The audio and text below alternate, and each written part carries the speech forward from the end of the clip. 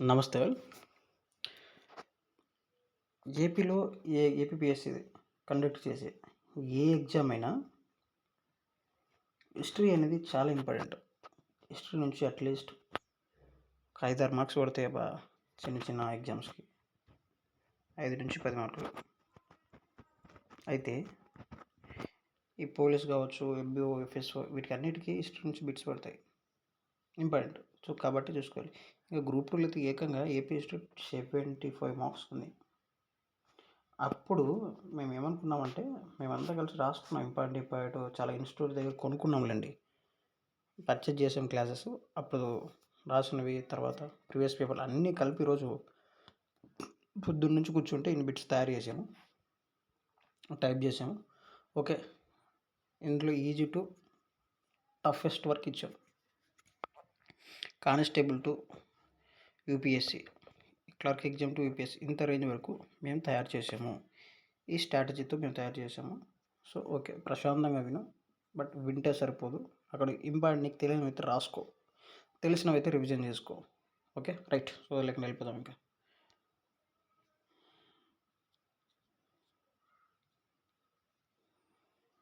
శాతవాహనులు అన్నది ఏపీ హిస్టరీలో కీ రోల్ ప్లే చేస్తుంది. అట్లీస్ట్ 2 మార్క్స్ కవర్ అవుతాయి ప్రతి ఎగ్జామ్కి. సో, ఈ శాతవాహనుల నుంచి ఇంపార్టెంట్ చూద్దాం. శాతవాహనుల ఆర్థిక వ్యవస్థ ప్రధానంగా దేనిపై ఆధారపడి ఉందంటే వ్యవసాయం మీద ఆధారపడింది. శాతవాహనుల యొక్క ఆర్థిక వ్యవస్థ దేనిపై ఆధారపడింది అంటే వ్యవసాయం మీద ఆధారపడింది. తర్వాత శాతవాహన కాలంలో ఎక్కువ ఉపయోగించిన నాణ్యాలు ఏంటి అంటే లెడ్ నాణ్యాలు, సీసము నాణ్యాలు. ఈ నాణ్యాలు ఉపయోగించినప్పటికీ ఎక్కువగా అంటే సీసము నాణ్యాలు, పన అలా బంగారు నాణ్యాలు అలా ఉపయోగిస్తారు. ఇక్కడ నీకు అడిగిన క్వశ్చన్ ఏంటి అంటే ఎక్కువగా అంటే సీసము నాణ్యాలు. ఇది ప్రీవియస్ బిట్టు. తర్వాత శాతవాహనులు నాణ్యాలపై సాధారణంగా కనిపించే చిహ్నం ఏంటి? శాతవాహనులు సాధారణంగా నాణ్యాలపై కనిపించే చిహ్నం ఏంటి అంటే నౌక అండి. వీళ్ళకి ప్రసిద్ధి కాంచిన నౌకాశ్రయం ఉంటుంది బుర్రకుచ్చం. ఇది ప్రసిద్ధి కాంచిన నౌకాశ్రయం. ఇది పశ్చిమాన ఉంటుంది. పశ్చిమ నౌకలు తూర్పు నౌకలు అలాగా ఉంటాయి. శాతవాహన నాణ్యాలపై ఎక్కువగా సాధారణంగా కనిపించేది ఏంటంటే నౌక.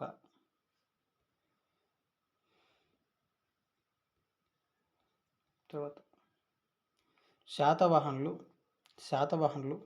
ఏ దేశంతో ఎక్కువ వర్తక వాణిజ్యాలు జరిగాయంటే రోముతో జరిగాయి. శాతవాహనులు ఎక్కువ ఏ దేశంతో జరిగాయి అంటే వర్తక వాణిజ్యాలు, విదేశీ వాణిజ్యం రోమ్తో జరిగాయి. తర్వాత శాతవాహనులు నాణ్యాలు ఏ రెండు లిపిలలో అంటే బ్రహ్మలిపి, ఖరోష్టి లిపిలో ఉంటాయి. బ్రహ్మ, ఖరోష్టి ఇప్పుడు ఉంది కదా. రైట్. తర్వాత శాతవాహనులు వాణిజ్యం చేసేది ప్రధానంగా ఏ వస్తువులతో? గట్టి మాట. శాతవాహనులు వాణిజ్యం ఏ వస్తువులతో చేస్తారు అంటే పట్టు, పత్తి వస్త్రాలు. ఇంకా నీకు ఇలా ఇస్తాడు, మనకు అర్థం కాదు. మన ఎగ్జామ్ టర్మినల్ లాంగ్వేజ్ చెప్తాడు. నూలు వస్త్రాలు,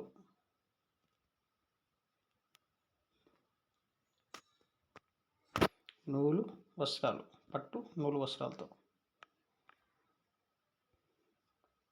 శాతవాహనుల కాలంలో అంతర్జాతీయ నౌకాశ్రయం ఉన్న ప్రదేశాలు. ఇందాక చెప్పాను. వీళ్ళకి ప్రసిద్ధ నౌకాశ్రయం ఏంటి అంటే బుర్రకుచ్చం. తర్వాత మచిలీపట్నం.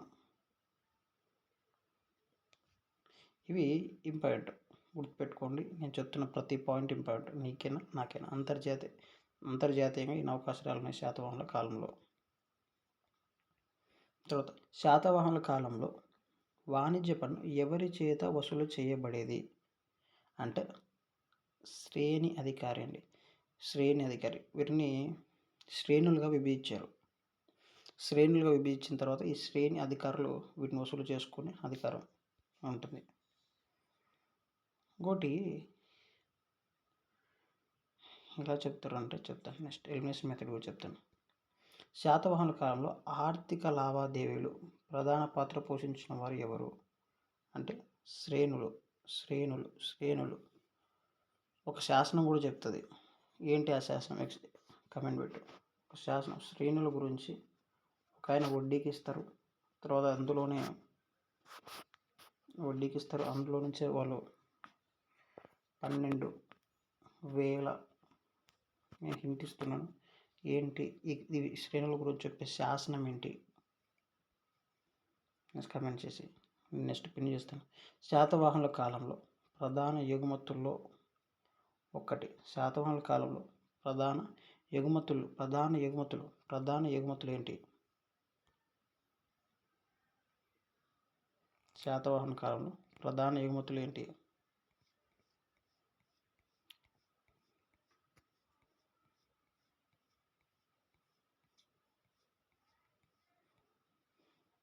శాతవాహనుల కాలంలో ప్రధాన ఎగుమతులు ఏంటి?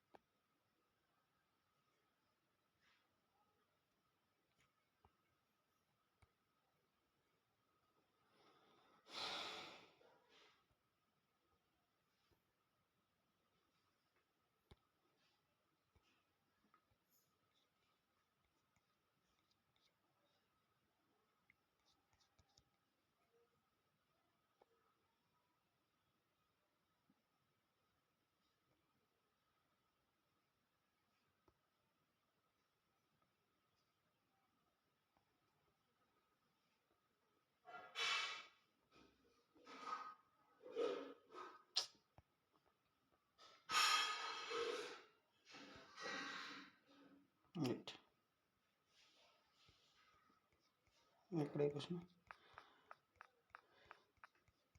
టైం వేస్ట్ మధ్యలో. సరే రైట్. శాతవాహనులు ఎగుమతులు ఏంటి అంటే నూలు, పత్తి వస్త్రాలు చెప్పుకున్నాగా. నూలు ఇందాక రాశాను. నూలు, పత్తి వస్త్రాలు. ఇక్కడ వీళ్ళకి సన్నని పాచలుగా గల రవికలను వాళ్ళు ధరించేవారు వాళ్ళ కాలంలో. అది ప్రసిద్ధం. ప్లీన్ అనేవాడు ఎట్రా ఆ దేశం నుంచి వచ్చి మా వాళ్ళు ఇలాంటి బట్టలు వేసుకుంటున్నారని వాపోతాడు, బంగారంతో పాటు ఇలా వేసుకుంటున్నారని. తర్వాత శాతవాహనుల ఆర్థిక వ్యవస్థ ప్రధాన ఆధారం ఏంటి? చెప్పాం కదా, వ్యవసాయం. తర్వాత శాతవాహనులు నాణ్యాల ప్రధాన ఏ లోహంతో? సీసం, లెడ్. తర్వాత శాతవాహనులు విదేశీ వాణిజ్యం ఎక్కువ జరిగే దేశం రోమ్. శాతవాహనులు ఎక్కువగా కనిపించే చిహ్నం నౌక. శాతవాహనుల కాలంలో వాణిజ్యాన్ని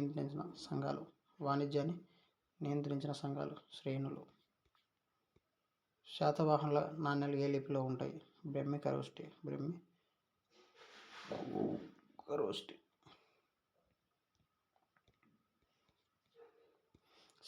శాతవాహనుల కాలంలో వాణిజ్య పన్ను వసూలు చేసేది ఎవరు? శ్రేణి అధికారిగా. శాతవాహనులు ఎగుమతి చేసిన వస్తువులు ఏంటి? నూలు, పత్తి వస్త్రాలు. తర్వాత ఏంటి ఇక్కడ? శాతవాహనుల కాలంలో ముఖ్య నౌకాశ్రయం ఇందాక చెప్పిన కదా, బురకొచ్చ, పశ్చిమ నౌకాశ్రయం. ఇది రోమన్లు శాతవాహనులు వాణిజ్యం చేసిన వస్తువు. రోమన్లు శాతవాహనులతో వాణిజ్యం చేసిన వస్తువు. ఇది ఇంపార్టెంట్, గుర్తుపెట్టుకున్నాం. Very important. డిఫరెంట్ దేశం రాసి కష్టపడి శాతవాహనులు రోమన్లు అది చేసిన ఏమంటే దీనితో వ్యాపారం చేశారంటే బంగారంతో వాణిజ్య వ్యాపారం చేశారు. శాతవాహనుల కాలంలో ఆభరణాల తయారీలో ప్రసిద్ధిగాంచిన ప్రాంతం తొలగుండ. డిఫరెంట్గా ఉంది కదా. శాతవాహనుల కాలంలో వాణిజ్యానికి ఉపయోగించిన మార్గాలు భూమార్గం, జలమార్గం, ఇవి రెండు ఉపయోగించారు. శాతవాహనుల కాలంలో నాణ్యాలు ఏ కాలానికి చెందినవి? మౌర్యుల తర్వాత యుగం. శాతవాహనులు ఉపయోగించిన నాణ్యాలు అని చెప్పాను. కాంస్య నాణ్యాలు. కాంస్య మీన్స్ రాగి. క్వశ్చన్ చూడండి.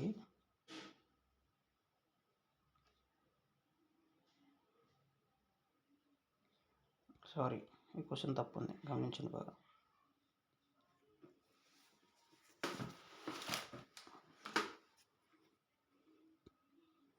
అన్నీ ఉపయోగించారు.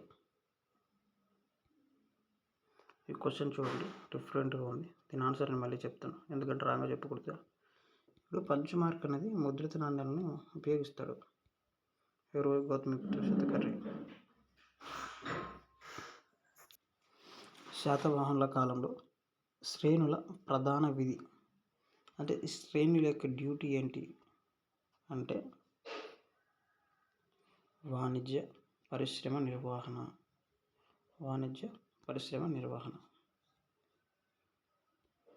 సైనిక సంబంధించిన, ధార్మిక అంటే మతానికి సంబంధించిన, విద్య ఎడ్యుకేషన్ శ్రేణి దీనికి సంబంధించి. తర్వాత శాతవాహనుల కాలంలో ప్రధాన పన్ను భూకరము. శాతవాహనుల కాలంలో వాణిజ్యం ఎక్కువగా జరిగిన నది మార్గాలు, ఇది ఇంపార్టెంట్. శాతవాహనుల కాలంలో ఎక్కువ వాణిజ్యం జరిగిన నది మార్గాలు ఏంటి అంటే very very very important. Krishna, Godavari. ఈ గోదావరికి ప్రతిష్టానపురం అని ఒకటి ఉంది.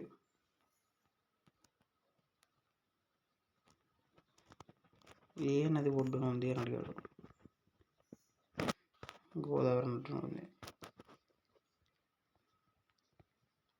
తర్వాత కృష్ణ తేలివాహక నది.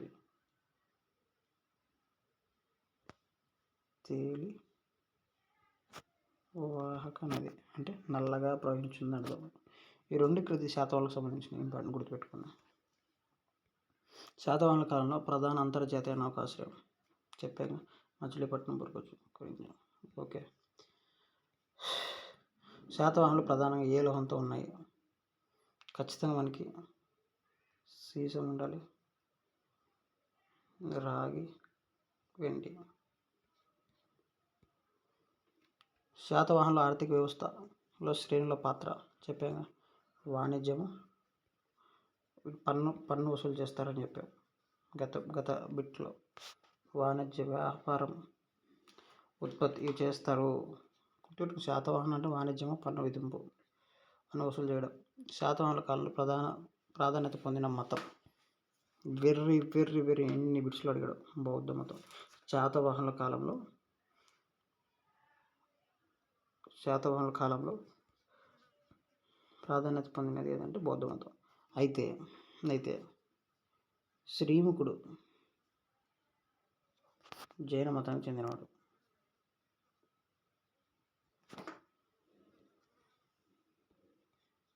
వీళ్ళలోనే గుర్తుపెట్టుకోండి. మీ ఎంత అనిపిస్తుందా? కానీ తప్పదు, వినండి, స్పీడ్ చెప్పకండి. శ్రీముఖుడు జైన మతం చెందినవాడు. జీవీఎస్ బౌద్ధ మతానికి చెందినవాడు, ప్రసిద్ధిగాంచిన వాడు. రెండోటోడు హిందూ మతానికి చెందినది చెప్తాను. మీకు లెంత్ అనిపిస్తుంటుందేమో సమ్టైమ్స్, బట్ వినాలి, తప్పదు. గౌతమ్ ఏ మతాన్ని ఆదరించాడు? ఆదరించినది కానీ భార్య, తల్లి ప్రోత్సాహం వల్ల బాలశ్రీ ప్రోత్సాహంతో బౌద్ధ మతాన్ని సపోర్ట్ చేశాడు. ఎవరు? జీపీఎస్. తర్వాత శాతవాహనుల కాలంలో బౌద్ధ స్తూపాలుగా ప్రసిద్ధిగాంచిన స్థలం అమరావతి. ఈ అమరావతిలో పూర్ణకుంభం ఉంటుంది. పూర్ణ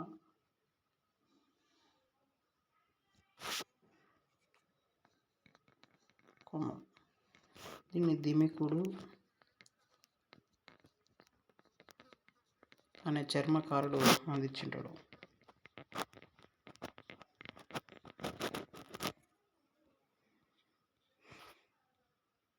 శాతవాహన కాలంలో కళలకు పునాదులు వేసినవారు హాలుడు కైవాత్సల్యుడు అని పేరు గలవాడు.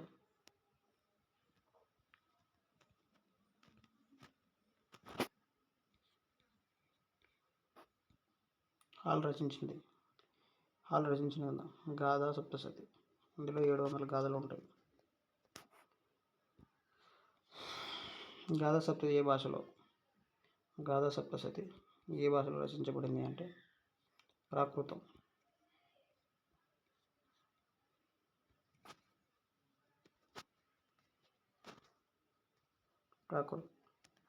పైచాచి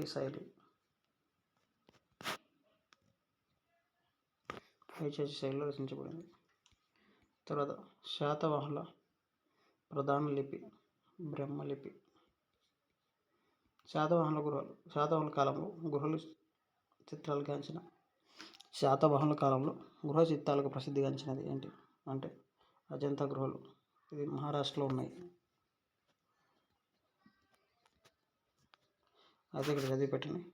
శాతవాహనులకు సంబంధించిన ఆధారాలు ఏ గృహలో ఉన్నాయి కమెంట్ చేయండి. నెక్స్ట్ వీడియోలో చెప్తాను.